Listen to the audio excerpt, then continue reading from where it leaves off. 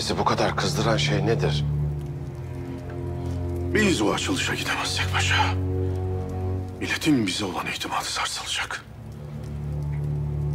Ama bu kadar açık istihbarat varken Saltanat bize nasip oldu paşa. Bu Allah'ın kaderinde mevcut bir vaziyetti. Nasıl saltanat kaderle nasip oldu, ölüm de kaderledir. siz o açılışa giderseniz Allah muhafaza size bir şey olursa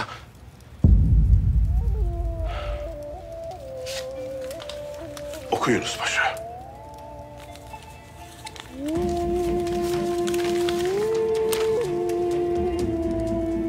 Padişahımız Abdülhamid Han Hazretleri.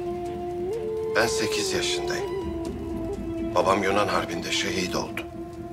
Annem de hastalandı. Onu da mezarlığa götürdüler. Bana yaşlı ninem bakıyordu. Bir amca geldi. Dedi ki, hünkârım senin için mektep açıyor. Mektebe gideceksin. Çok sevindim. Ama sizin açılışı yapacağınızı duyunca daha çok sevindim. Ben sizi görmeyi çok istiyorum. Geceleri rüyama giriyorsunuz. Bazen size baba diyorum.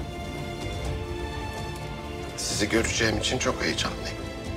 Bir hediye yaptım sizin için. O kalabalıkta ben size baba diye bağırsam acaba beni fark edip yanınıza çağırır mısınız? Bu evladımızın ümidini nasıl kıralım paşa? Bu açılışa gideceğiz. Bu evladımız için gideceğiz. Emniyet tedbirlerini alınız. Kader de kaza da Allah'tan. Emredersiniz hünkârım.